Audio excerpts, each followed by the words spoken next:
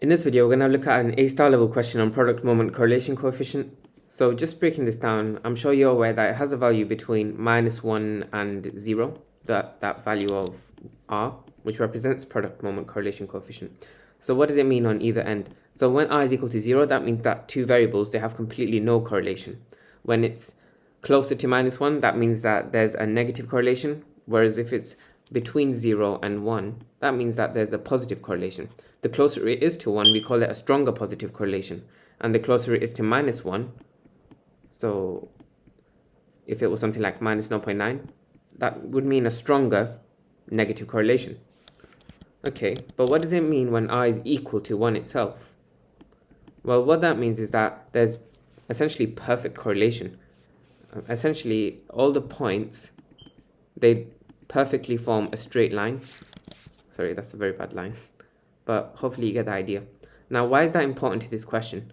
Well, if they form a straight line, what do we know about straight line? We know that the gradient of it is constant. So if we find the gradient using two coordinates that are given to us, so 1, 2, and the other coordinate 10, 5, are both given to us actually. We can find the gradient by doing the change in y, 5 minus 2, over the change in x, which is 10 minus 1, that's 3 over 9, which simplifies to a third. And we can say that that gradient is the same for any two coordinates because they all lie on a perfectly straight line. Using that idea, we can say the change in y between these two coordinates, a minus 1 minus 2, all over the change in x, which is a minus 1. So I'm sure you spotted -1 minus 2 is just -3. So let's simplify that while we can.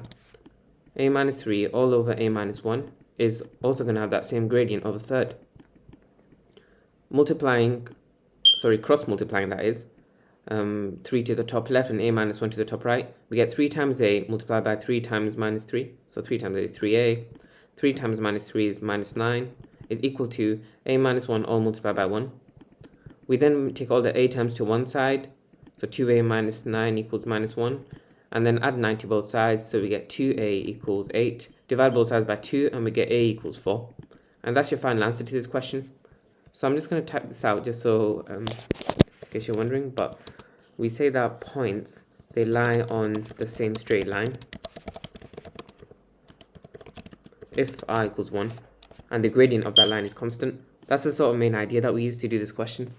If you have any questions with it, please let me know in the comments. Otherwise, thanks for watching. Be sure to subscribe. I'll post more content like this. And yeah, have a nice rest of your day.